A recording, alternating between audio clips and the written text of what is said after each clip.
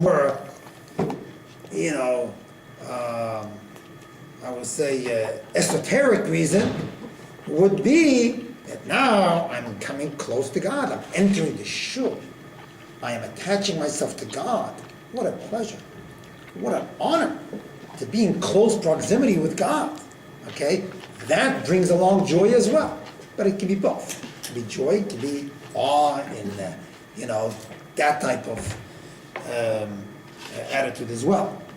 But over here we're talking about joy. Then the Alter Rebbe says, how do we know that God forgives us? You're telling me I should be happy. Coming into shul full of confidence that God is, going to forgive me when I ask, Salach Lanu. How do I know that? So he says, look into the prayers. Look into the psukim. We say in the Shemona Esrei, Baruch atah Hashem, blessed are you God, Chanan amar b'lesloyach, the gracious one who pardons abundantly. And we say it in the present tense, not who will pardon me, who may pardon me. We say it with certainty, God who pardons. So, and why do we make the bracha? We spoke about making a bracha. That means that it's definite, it's not even a doubt. Otherwise, you wouldn't be able to say Baruch atah Hashem, say God's name in vain. So there's no question that God is forgiving us. But who told them? Who Play the devil's advocate for a moment. I mean, they say, we say it, therefore it is. But I say some things, and therefore it never happens. So therefore, maybe you're about to ask the question that I was about to say. So therefore, your question is what? Under what authority do they make the positive statement? With the Siddur? What authority does the Siddur make that positive? Those Who compiled the Siddur? you said in there that the rabbis say, because we say it, ergo it is such. Right. But it's not that we made it up. These are the Anshe Knesset Agdolos, those that were the ones that composed the Siddur, especially the Shemona Esrei. These were the great rabbis, that composed most of the davening, especially the Shemona Esrei. And if they saw fit to put in the bracha in this particular way, with this language, that means that they saw without any question that it's okay for each and every one of us to say this bracha, because that's the fact. That's the way they believed it. So they put it into the Siddur. Not just they believed it, but they understood that this is the way it is. So What's their insight? My question is, how do they know? How do they know? Okay. Now the question is, how do they know? How do the Anshe Knesset Agdolos, the great rabbis of what they call it, the Great Assembly, that composed the Tefillah, how did they know that God forgives right away? I will come back to that question because it'll probably be answered by the next page, but please don't let me leave today without giving that answer. I will get to it. How do they know? I may It's a have to very leave good before question. you get to the answer. Yeah. How do they know? So let's put that on hold for now. How do the rabbis know that God forgives? Immediately. Maybe he did. Maybe what? Maybe it takes more time. Maybe God does not forgive. Maybe, you were so evil. This particular person, forget about it. No way God is going to forgive you. Okay? And if that would be the case, maybe you and I would understand it too. This guy was so cruel, he was so evil, he did the worst things in the world, there couldn't be anything more cruel than him. Person like that, we don't forgive. I mean, if that would have been the case, we could have understood it. So how do we know that in all cases, God forgives? It doesn't say anywhere that only when that tzaddik makes this bracha. When a Rasha makes this bracha, okay, he will not be forgiven anybody. How do we know?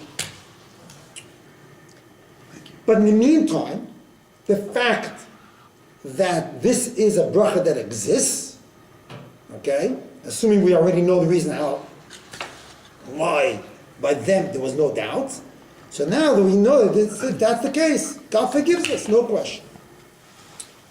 The only question that I had is, Can we say that with every blessing in the Shemona Esrei? That it's absolutely a given that it happens just because it's in the present tense? The best example, I think, would be, the Alter Rebbe gives one example, Goyal Yisrael. He said, Baruch atah Hashem Goyal Yisrael, that God redeems us. Well, we're still here in Golus. I said it this morning. I said it yesterday. I'm still in Golus. I don't see the redemption. What about the bracha rofei choylei Am Yisrael?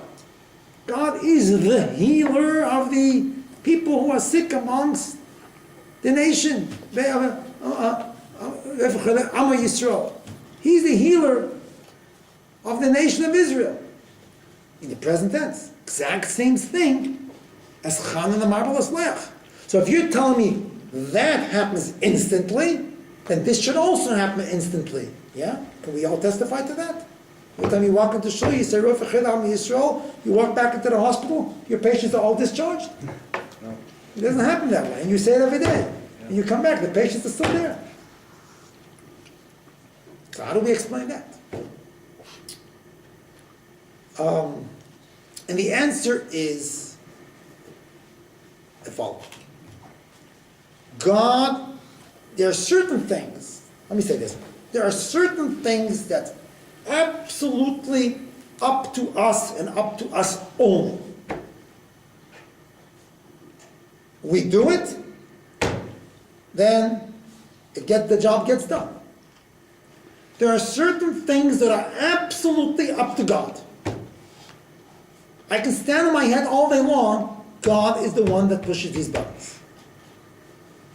Then there are certain things that God will do it, yes, but I have to assist Him. It's a very important line. God, there's no question God will do it, but I have to assist Him. What does that mean? Isn't it predetermined though? That's another question. Whether things are predetermined or not, do we have the power to overturn that? We just go with the idea that everything is predetermined, then why even daven, or why even ask for certain things if it's predetermined? So I'm going to ask Rofei Choylei, this guy is sick, please God heal him. But if it's predetermined, so what's my prayers going to do? But that's a whole subject for itself, that sometimes we can override what was predetermined. But that's that topic. Okay. But so the question, so what I'm trying to say is that sometimes certain things we have to assist God. For example, you see many times, and I've seen it many times, when people cry and they pour out their hearts. God, I have this sorrow, and I have that problem. Why are you doing this to me? Why is this happening? Is there a reason? There is a reason. Do I know the reasons? I don't. Okay? Is there something I can do? Absolutely. Prayers always help, despite of the fact that things are predetermined. Prayers help. Maybe extra mitzvahs can help. Extra study of Torah. Anything that I can add that brings more godliness into the world can help. Yes, we believe that there's a sick man lying in bed. And you stand there or you sit there and you say prayers and you give tzedakah and you do extra mitzvahs. That will assist his recovery. Can you explain it? Can a doctor explain it? No. But those are the facts. Facts are that mitzvahs do help. And it's interesting that many times we see people are jumping to do, I want to give charity, I want to do this. They want to do something spiritual, a mitzvah, a good deed, when they're in trouble, because they feel, or the neshama tells them, you know something, I got to do something. I got to run to shul, I got to do something. Why? Because that may help God determining what to happen to this person. So when you say a bracha, Rofei Choylei Am Yisrael, God is the healer, absolutely. He's involved in the healing right now, but I may have to assist him. And if I don't do it, sometimes if I haven't done it, it may be too late. So that doesn't mean that God is bad. It doesn't mean that God did something. All of a sudden God is not a healer.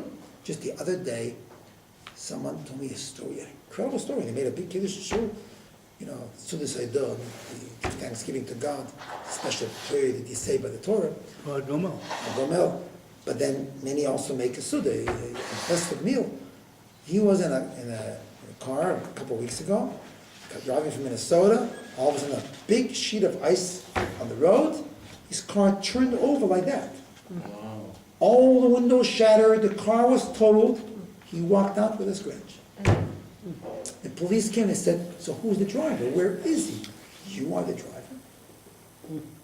Miracles do happen. Not always. Miracles do happen. People do recover. Just the other day, someone told me 8 years ago he was diagnosed with cancer of the pancreas, and he's walking around there. 8 years later. Some survive, but it's not easy. So there is a healer, but when it comes to healing, I have to do something. So that does not negate the fact that God is right now in the process of healing. But if I'm not going to do my part, then it may not happen. When it comes to forgiving, all I have to do is ask God for forgiveness. God, please forgive me. And then it's totally up to God to forgive. So if I did it with all my heart, then there's no reason God is going to do his part. I already did my part. I asked for forgiveness. I already did that. And then all God has to do, there's nothing else that needs to be done from my end. So Chana and Mabel stuff, there's no question, God is going to forgive. What else do you want? When you say God is healing, you never know what you have to do. Unless I'm a malach, unless I'm a prophet, I may know exactly what God wants from me right now. I may guess, but I really don't know exactly what should I do to help him. I'll do anything I can. But if I would know exactly what I need to do in order to help this person recover, I would jump to it. But we don't always know. We never know. But when it comes to forgiving, in order for God to forgive, all I need to do, it's obvious, ask forgiveness. That's it. God, forgive me. So I did my part. And I did my part. God doesn't do his part. The problem is when I don't know what my part is, and then the job doesn't get done. But it doesn't negate the fact that God is a healer, God is a forgiver, God, everything in the present tense. It doesn't take away from the greatness and from the infinite power that God has just because the job did not get done. If the job did not get done, then maybe I should point the finger at me. That's why many times you find people who are complaining and they say, "Oh, God wasn't good, and God did this to me, God did that to me." Yes, God was involved, there's no question about it. But, maybe I could have assisted. But, Chas v'shalom, I'm not trying to point at all that when tragedies happen, lo yaleinu, no one should ever know of it, that, it's my fault, it's his fault, it's your fault. But just so we should, but at the same time, also not to say it's God's fault. Okay. So we have to be forgiving. Now the Alter Rebbe says that one way, how do we know that God is forgiving, to answer your question, Jerry? How do we know that God really is a forgiving God? We did this last week, but I'll repeat it over so we can it'll blend right in with the new portion. 1109, the second paragraph, pretty much the second paragraph. Because he says, even by human standards, this certainty of pardon is legitimate, for one must forgive as soon as he is asked for pardon. It says in Allah, open up Shulchan Aruch. It says if someone does something to you, you have to forgive him. Maybe he'll ask you once, he'll ask you twice, but never allow him to ask you more than 3 times. But the third time, maybe you just couldn't allow yourself to say, "Okay, I forgive you," but don't let him do that more than 3 times. By the third time, you must forgive him. Okay? So if this is what's expected from me, don't you think God is going to do the same? From each one of us, we better forgive right away. But God won't. So logically, the Alter Rebbe says, it makes sense. If this is what God wants for me, he's probably doing the same thing.